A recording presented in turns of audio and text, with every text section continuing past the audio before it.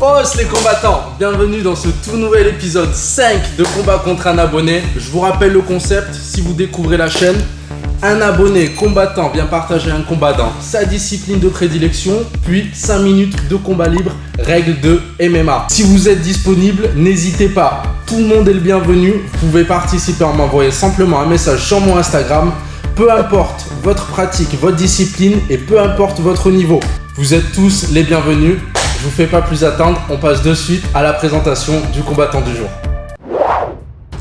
Bonjour à tous les abonnés de Younes, Sébastien, 34 ans, ma discipline c'est le grappling, je le fais depuis une dizaine d'années, du moins pas très assidu, donc pas un super grand niveau, mais j'ai des connaissances, donc voilà, je pense que ça va être sympa ce combat contre Younes en grappling. Et voilà, cliquez, abonnez-vous. Let's go. Bienvenue Sébastien. Merci à toi. Du coup, quelle discipline as-tu choisi pour ton premier combat? Le grappling, bien sûr. Ok, quelle intensité? Je te rappelle, tu as le choix. Sparring léger, soutenu, combat à mort. Grappling, on peut aller combat à mort. Hein. Ouais, let's go. Et après, MMA, plus soutenu. MMA, peut-être plus soutenu. Ok. C'est pas ma discipline du tout, donc j'ai 0 boxe. Hop. Flash info. Du coup, alors, faut savoir que j'étais blessé à mon poignet gauche et ma cheville droite par rapport à mon combat précédent. Et du coup, on a finalement, après réflexion, décidé de faire tout le combat en soutenu. Il était vraiment super enthousiaste à l'idée de faire un combat à mort en grappling. Mais après réflexion, on a décidé d'en faire uniquement soutenu, grappling et MMA, parce que du coup, j'étais blessé et que je pouvais pas me donner à fond comme on aurait pu le vouloir sur un combat à mort. Et le chapeau, c'est cadeau, parce que capillairement parlant, là, il se passe quelque chose. À de suite. Ah, et aussi, on remercie la Submission Power Team. N'oubliez pas, c'est eux qui nous prêtent les locaux, j'en profite. Submission Power Team, grappling, MMA, jiu-jitsu brésilien sur Bordeaux. N'hésitez pas, venez faire un tour, venez vous entraîner avec nous, c'est avec grand plaisir. Et c'est pas mon club du coup, hein. Moi, je suis juste un adhérent, participant comme vous, mais sachez que vous pouvez venir vous entraîner quand vous le voulez, et si vous souhaitez vous inscrire, vous êtes les grands bienvenus pour cette nouvelle saison qui s'approche. Ok, donc là je pense que je vais pas faire le fou, c'est ton domaine. Let's go. C'est parti. Let's go.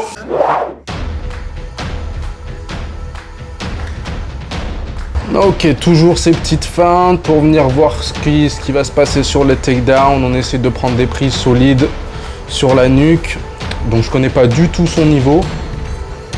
On tâte le terrain pour commencer, on tâte le terrain.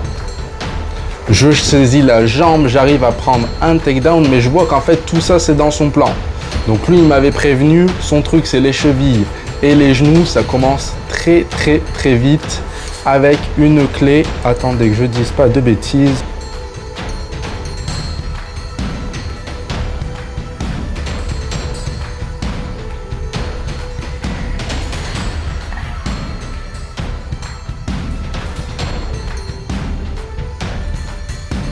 Donc ça commence très vite par une clé de cheville. Alors, petite info, petit flash info. Clé de cheville, clé de genou, surtout aux entraînements, pour ma part, et beaucoup me l'ont déjà dit, c'est mieux de taper très vite. Il faut savoir que si jamais la cheville ou le genou part, si c'est la cheville, bon déjà moi je suis fragile des chevilles, t'en as pour 9-10 mois avant de reprendre n'importe quel sport. Et si par malheur ton genou saute, ta carrière est en jeu. Enfin même tes années sportives, ta pratique du sport est en jeu. Donc c'est des clés sur lesquelles on tape très vite. Et moi-même, après même dans mon expérience personnelle en grappling, ça fait quand même 2 ans maintenant que j'en fais, faut savoir que j'ai vraiment zéro expérience sur les clés de cheville et de genou. Que ce soit pour les défendre ou pour les mettre, c'est vraiment un truc qui m'est encore inconnu et pourtant c'est extrêmement efficace, extrêmement. Donc là, c'est justement l'occasion, avec un grappleur qui a l'habitude de les utiliser, de les analyser. Donc première soumission, clé de cheville, ça va très vite. Le takedown, il s'est laissé faire, je pense, et il a pris direct la clé de cheville, super propre de sa part.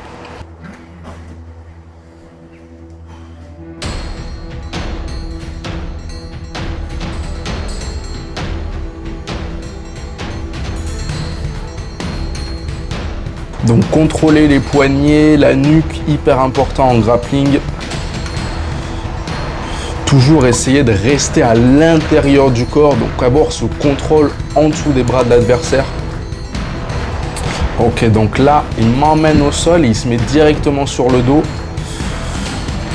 Il essaye de prendre la kimura, donc une clé au niveau de l'épaule, du poignet, et de me retourner, sauf que je ne me laisse pas faire. En fait, avec ma main, je viens accrocher l'intérieur de ma cuisse, ce qui permet de ne pas me laisser faire, de ne pas subir le retournement. Ça, c'est top. Hyper bon conseil que je vous... C'est vraiment pour contrer les kimura. Hop, intérieur de cuisse, ça marche super. Donc là, j'ai le dessus. Même si lui, il est volontairement sur le dos, c'est quand même moi qui ai le dessus. Et là, j'essaie de sortir de sa garde. Donc, mais putain, il me reprend la kimura et il arrive à me retourner. Donc, super bien joué de sa part. Là, on voit quand même qu'il y a une expérience de grappling. Et putain, super beau retournement. Donc là, c'est magnifique, hyper technique. Clé de genou sur un retournement. Donc ça, là, je ne saurais même pas la faire. Et c'est l'occasion justement de mettre un ralenti, analyser, la comprendre. Là, pour moi, c'est un niveau que je maîtrise pas du tout. Vraiment pas du tout. Super beau. Moi, je sens la pression. Je vois que la prise est forte. Je tape. J'essaie même pas de sortir de là ou quoi que ce soit. Genou, cheville, vraiment, c'est pas des trucs qui pardonnent. C'est pas des trucs sur lesquels on rigole. Ok, donc là, je me fais quand même déjà soumettre 2 fois. Donc je me dis, hop, Younes, tu fais un peu de grappling. Il serait temps de montrer quelque chose. Je prends le takedown, mais cette fois, je sais que du coup, il joue beaucoup sur les chevilles et les genoux. Je fais en sorte de ne pas le laisser les attraper. Donc j'essaye de sortir. Et pareil, il a un bon contrôle sur les kimura. Donc c'est sur ces 3 trucs-là surtout que je vais essayer de jouer et de contrer. Donc j'essaye de sortir de sa garde et de ne pas me laisser retourner et de venir prendre mon contrôle sur le côté beaucoup plus fort. Là, boum, j'ai réussi à le prendre et je vais bientôt sortir de sa garde.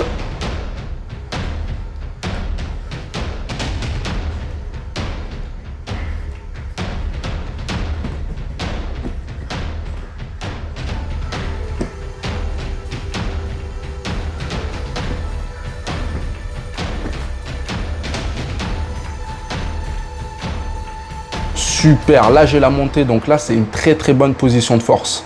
Là c'est vraiment top ce que je propose.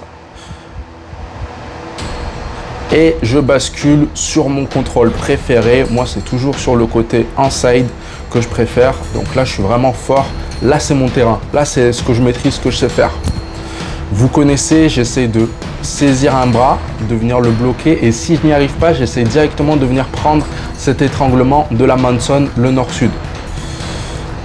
Ok, je suis proche, sauf qu'il me voit arriver. Il me voit arriver, il rentre bien sa tête et il ne me laisse pas descendre en fait, surtout de manière à avoir l'étranglement au niveau de la gorge. Donc là, c'est super bien contré de sa part. Vraiment super bien contré de sa part. Il essaye de retourner, mais je continue de tourner avec lui. Il ne me laisse pas prendre le dos. Donc là, encore une fois, on sent l'expérience quand même. Hein. On sent que c'est pas du tout un débutant, qui a du travail derrière. Je repasse sur le contrôle fort sur le côté. Là, c'est pas mal ce que je propose. Attention à mon bras. Il ne faut pas que je le laisse travailler sur mon bras. Et je repars encore une fois sur mon étranglement. Mais ici, je ne le laisse pas se retourner vers moi. Ici, j'ai bien saisi en fait comment il m'avait contré la première. Du coup, je garde le poids vers lui de manière à ne pas le laisser se retourner vers moi. Il arrive à reprendre ma jambe, donc ça devient impossible pour moi de terminer mon étranglement. Vous voyez à quel point c'est technique le sol. Il y a énormément d'aspects, ça peut se retourner très très vite.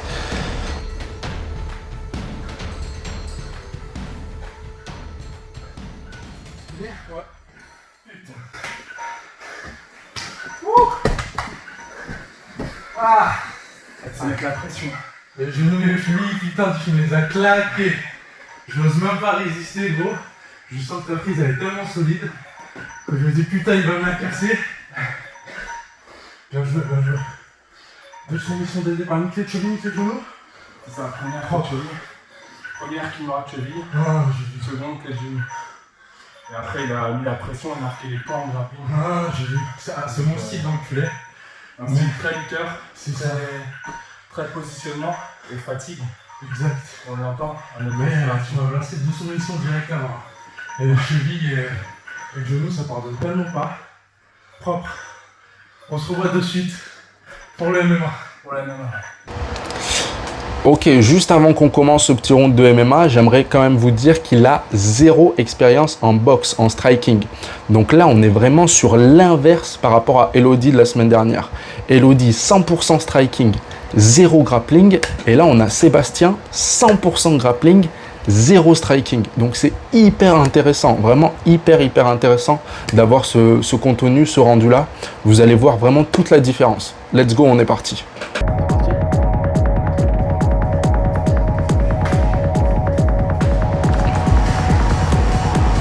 Ok, donc déjà sur mes jabs, il n'y a pas beaucoup de réactivité.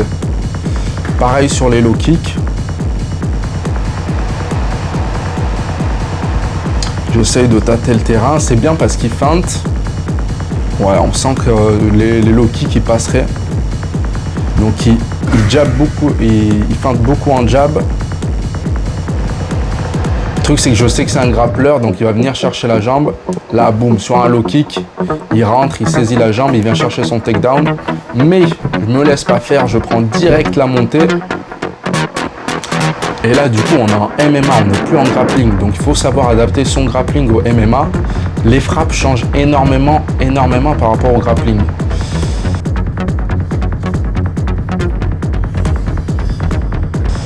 Il ne me laisse pas faire mon travail de frappe, il vient soulever ses jambes histoire de venir vraiment me déstabiliser et reprendre une position qui lui est avantageuse.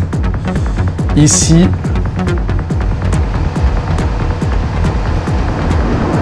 oh, ça c'est propre. Donc là on est sur une clé de talon. Il saisit le talon. Je vais vous remettre. Donc là il saisit le talon, il peut faire péter le talon ou bien même le genou, super efficace. Moi je sens la tension pour le coup là dans le genou. Je tape directement, j'ai essayé de la résister légèrement, mais quand je vois que la tension est là, je tape.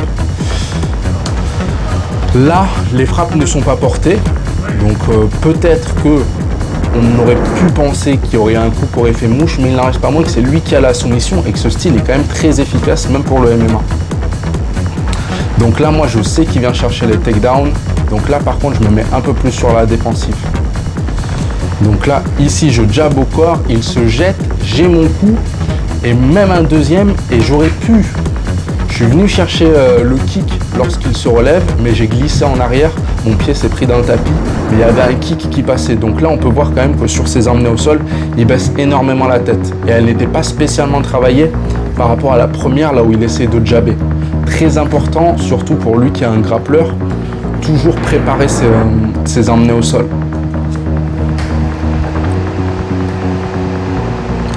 Ok, donc là, pareil, je jab, et tant que je jab et que son attention est portée sur le haut, mes kicks ont beaucoup plus de chances de passer. Donc là, le coup de pied retourné passe, en plus il détourne le regard, donc là on voit bien qu'il n'a pas l'habitude du striking, mais il arrive à m'attraper le pied et il prend son takedown là-dessus. Donc c'est hyper bien ce qu'il fait parce qu'il ramène en fait le MMA dans sa force. Et ça, les amis, c'est le secret du MMA. C'est-à-dire qu'en MMA, un combattant qui excelle, c'est un combattant qui va ramener le combat dans son jeu. Et c'est la base du MMA. À part si vous êtes Georges Saint-Pierre, c'est-à-dire que vous êtes bon partout. Georges Saint-Pierre, il était bon debout, au sol, en lutte, il était exceptionnel. Mais sinon, quasiment 90% des combattants ont toujours un domaine dans lequel ils préfèrent. Par exemple, je vais prendre les plus connus, Khabib c'est la lutte et le sol, et Conor par exemple c'est debout son striking. Toujours envoyer le jeu là où on est le meilleur, et c'est là où il gère bien son jeu, c'est qu'il essaye toujours de ramener en takedown et d'envoyer au sol. Donc là, on est sur une position assez ambiguë, mais j'ai les frappes au sol et il n'y est pas habitué. Donc là, on peut dire que s'il y aurait les frappes au sol, il essaye de m'en mettre. Mais là, ça aurait quand même fait très mal, ces frappes au sol. Donc là, je sais que lui, il va partir sur la cheville, le genou, donc je ne vais pas le laisser faire. Je ne vais clairement pas le laisser faire. J'essaye de reprendre la montée, d'avoir un contrôle sur lui. Encore des frappes au sol,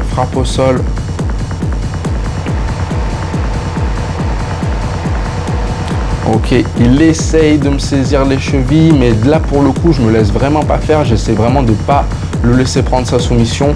Donc là il y a vraiment les frappes au sol qui sont efficaces, j'essaie vraiment de pas le laisser travailler sur ma cheville ni sur mon genou. C'est ça la différence vraiment par rapport au grappling, c'est qu'il faut savoir du coup mettre en place son jeu de grappleur tout en ayant les frappes au sol. Et il y a quand même un bon travail qui doit se faire là-dessus. Donc je ne le laisse vraiment pas venir travailler là-dessus.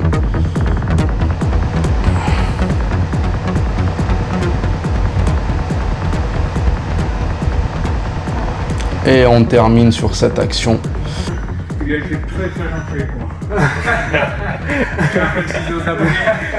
À peu près 30 KO qu'il aurait pu.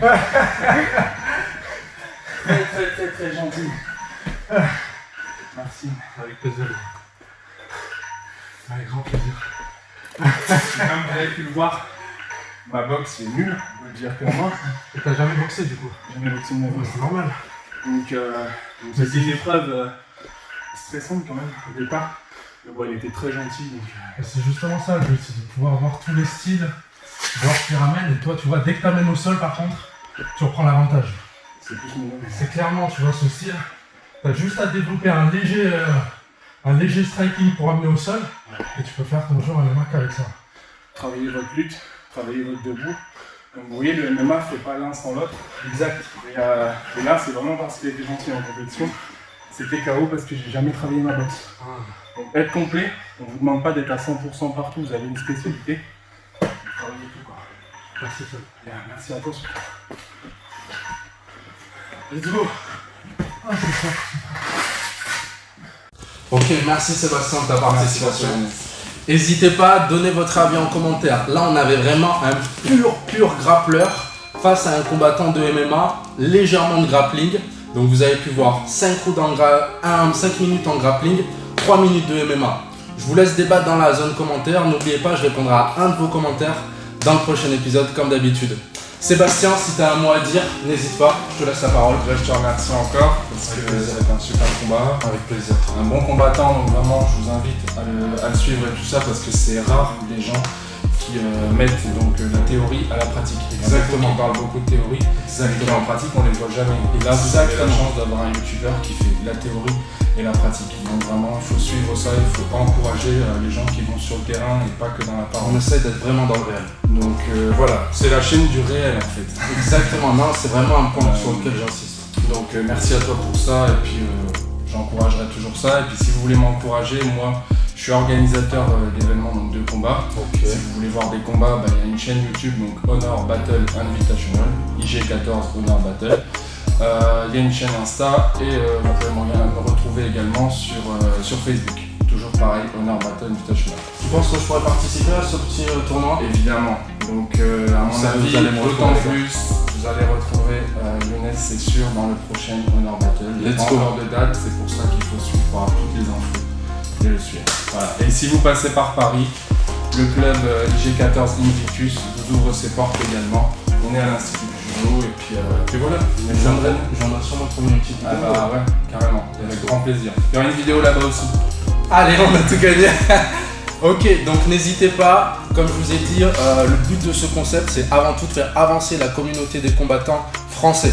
Ici, on a un président d'un club de grappling. Donnez de la force, soutenez la communauté française des combattants. C'est tout ce que je vous demande et ça vous prend 2 clics. Cliquez sur le lien Instagram, suivez les liens que je vous mets sous la description qui le ramènent vers son club. C'est hyper important, ça vous prend uniquement quelques secondes. C'est ce soutien, cette solidarité qui a été l'objectif premier de ce concept. Prenez soin de vous, laissez un commentaire, likez la vidéo si ce contenu vous a plu. Le plus important, le repartage. Pensez à repartager sur votre mur Facebook, sur Twitter, à vos clubs, à vos amis. N'oubliez pas, vous pouvez tous venir participer. Prenez soin de vous, à la semaine prochaine. À bientôt. Hey, du coup on se retrouve, juste un petit mot pour vous remercier énormément pour tous vos retours, vos likes, vos commentaires. Sachez que c'est ça et uniquement ça qui fait avancer la chaîne. N'oubliez pas le pouce bleu et un commentaire, même si c'est pour juste marquer des émoticônes, c'est super important pour faire avancer la chaîne et c'est vraiment ça qui va faire que moi je vais pouvoir m'y investir de plus en plus. Si vous êtes vraiment enthousiaste à l'idée de m'aider, partagez les vidéos sur votre mur Facebook ou sur votre Twitter. Et on prend un petit moment pour répondre aux commentaires de la semaine dernière. N'oubliez pas, marquez-moi un commentaire, j'y répondrai en fin de vidéo dans l'épisode suivant. Alors, on va bien sûr répondre à NephysDZ et NonoTeno. NonoTeno qui nous dit les explications et flèches, c'est tellement plus quali. Merci à toi. Et NephysDZ avec la facecam pendant le combat pour expliquer, c'était ce qu'il manquait. Du coup, j'ai changé un peu ce format-là. J'ai préféré mettre là une petite vidéo avec des commentaires audio et ainsi que mettre des flèches et des ralentis plus poussés. Dites-moi si vous préférez ce format plutôt que les simples sous-titres et je ferai en sorte que ça continue comme ça. N'oubliez pas, marquez-moi un commentaire, j'y répondrai, j'en choisirai un pour le prochain épisode. Likez, abonnez-vous, partagez, c'est le plus important. On se retrouve la semaine prochaine pour un épisode inédit de combat contre un abonné. Je vous en dis pas plus. N'oubliez pas d'aller suivre Sébastien sur ses réseaux. C'est très important qu'on se soutienne et qu'on soit solidaire dans notre communauté. Prenez soin de vous. Peace.